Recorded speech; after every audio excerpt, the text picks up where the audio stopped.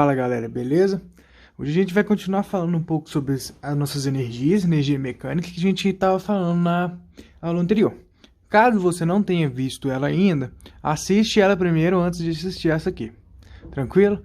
E se você ainda não segue a gente nas nossas redes sociais, segue a gente lá para você saber quando a gente vai lançar um vídeo novo, tá bom? Vamos lá então. A gente já tinha falado sobre energia mecânica, como que eu calculo essa energia mecânica, certo? Essa energia mecânica a gente vai calcular ela pegando um ponto da nossa trajetória e calculando todas as energias que tem nela, certo? Se ela tiver energia cinética, a gente vai somar ela. Se a gente tiver energia potencial, a gente vai colocar ela. Se ela tiver energia, qualquer tipo de energia, a gente vai colocar, certo? Então vamos lá. Vamos pegar esse exemplozinho aqui que a gente tem, que é um menino descendo nesse escorregador aí, certo?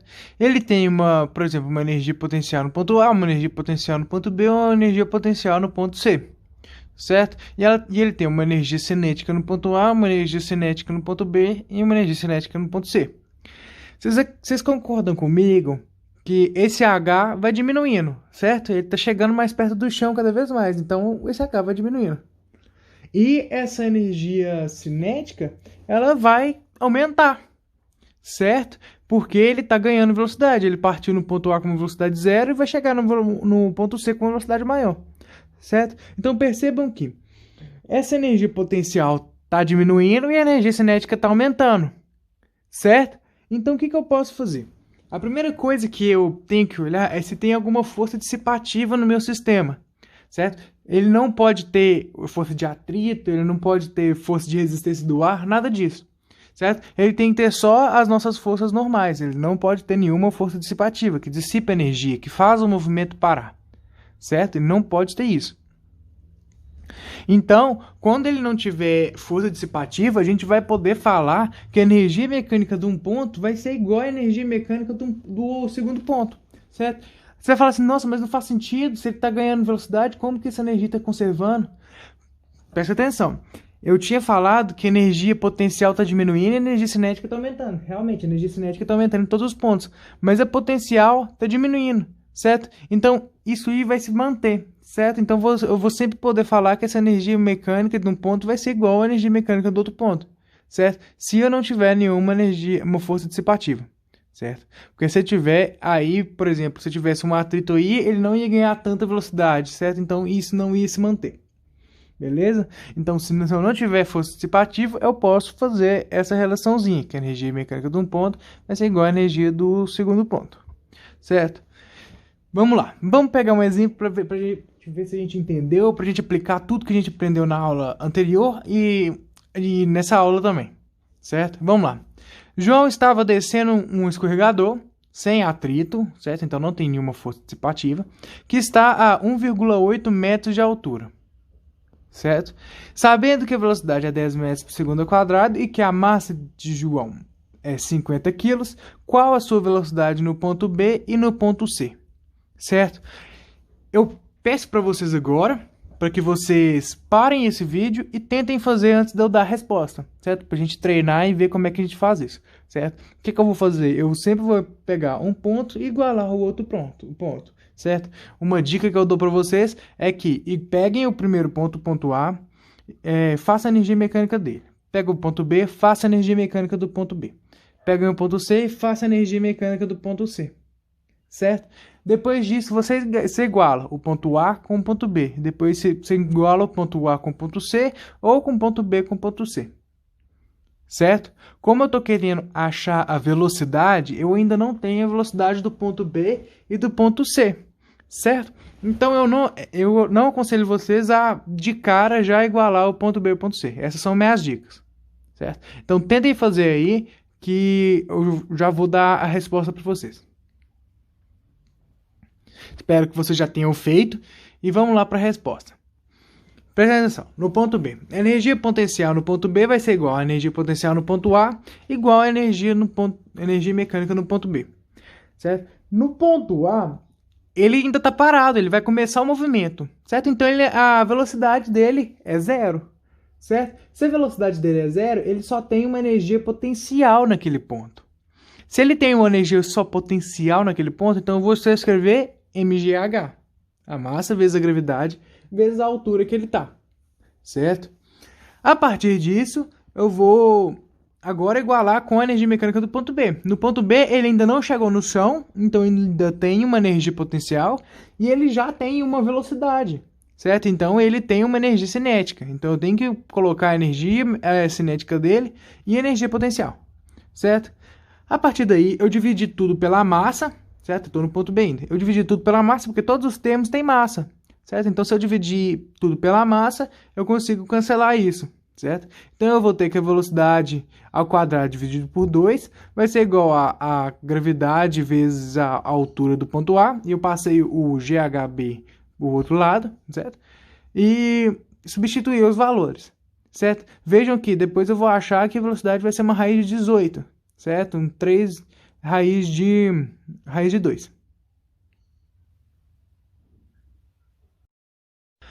Então vai dar velocidade igual a 3 raiz de 2. Eu acho que deu uma pequena cortadinha aí, mas vamos continuar, certo? 3 raiz de 2, lembrem que quando eu passo, vai dar, dentro da raiz vai dar 18 vezes...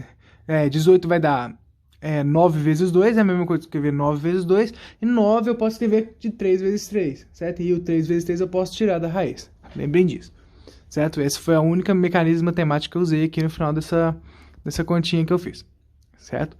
Vamos lá, no ponto C. No ponto C, para me achar a velocidade no ponto C, eu poderia fazer de duas maneiras. Eu poderia ter pegado o ponto A e igualado ao ponto C, certo? Que foi o que eu fiz aqui. Ou eu poderia ter pegado o ponto B e igualado ao ponto C, certo? Isso fica a critério de vocês, ok?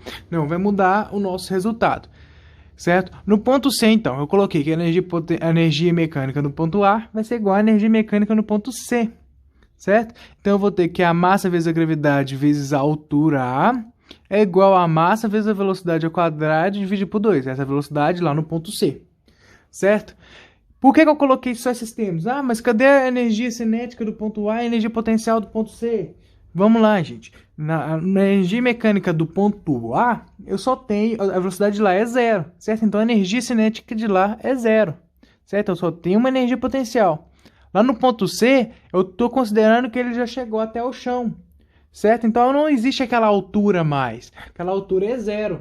Então, aqui na nossa conta, vai desaparecer... A gente vai dar 0 a energia potencial do ponto C, certo? Então eu não tenho energia cinética no ponto A, não tenho energia potencial no ponto C, certo? Aí, a partir disso, C igual a mgh, A, que é a energia, que o H é a altura do ponto A, que o ponto A tá, e o ponto mv2 sobre 2 da velocidade do ponto C, certo? A partir disso, eu fiz o mesmo mecanismo que eu tinha feito anteriormente, eu dividi tudo pela massa, certo? E ficou com a velocidade ao quadrado, ficou faltando um 2 aí, certo? Perdão por esse 2. Vai dar V2 sobre 2 é igual a G vezes HA, certo? Aí depois eu já voltei com 2, eu só esqueci de colocar ele na parte de cima. Então eu vou ter que V2 sobre 2 é igual a 18, certo? Sempre lembra que eu acho que eu não tinha relembrado na anterior. Mas o G eu coloquei que era 10, por causa que eu falei para usar 10 lá no nosso enunciado. Então 10 vezes 1,8 vai dar 18, certo? Vai dar a velocidade ao quadrado vai ser igual a 18 vezes 2, que é igual a 36. E embaixo eu já coloquei que a velocidade vai ser igual a raiz de 36, que é igual a 6. Certo? Então é assim que você faz, é simples. É só você pegar a energia mecânica de um ponto e igualar a energia mecânica do outro ponto. Certo? Não tem segredo, é só igualar. Se eu tiver uma mola, eu faço a mesma coisa. Se eu tiver qualquer coisa, eu faço isso. Certo? Sempre lembrando que se eu tiver uma força dissipativa, eu não posso fazer isso.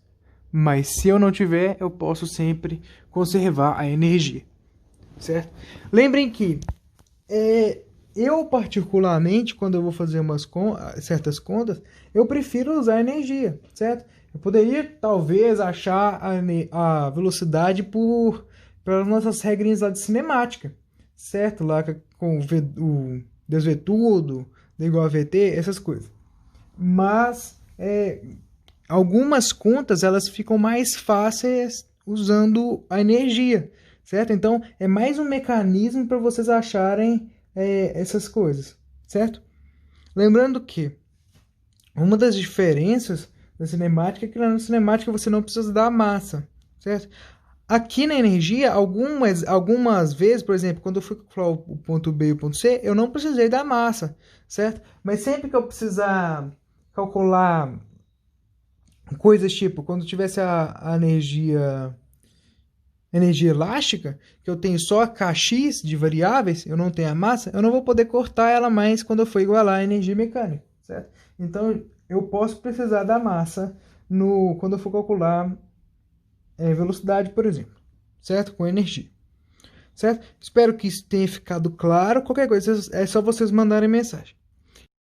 Para terminar a aula de hoje, gente, a gente tem um teorema que chama Teorema do Trabalho, certo? Ele fala o seguinte: o trabalho total das forças atuantes numa partícula é igual à variação da energia cinética dessa partícula, certo? Então, se a gente precisar calcular o trabalho, a gente tiver as informações de energia, a gente pode calcular esse trabalho realizado a partir da variação da energia cinética, tá? Certo?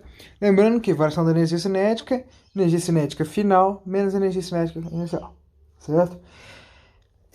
A gente usualmente usa essa letra K para energia cinética, certo? Então, em alguns lugares vocês vão ver essa energia cinética como K, certo? E não, por exemplo, um Czinho embaixo, certo? Resolvi falar disso mais no final, porque não é tão importante, é só um jeito que você escreve energia cinética, mas é bom vocês saberem disso, porque se vocês verem em algum livro, vocês vão saber o que é, certo? Então, se você precisar calcular o trabalho que está acontecendo, que está sendo realizado em um objeto, é só a gente calcular a variação da energia cinética dele, certo?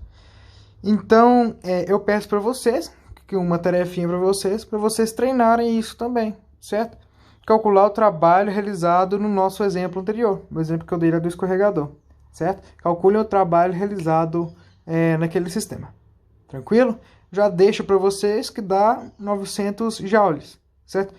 Sempre lembre que a unidade de trabalho é a mesma unidade de energia, certo? As duas são dadas em joule, certo? Então, prestem bem atenção nessas unidades.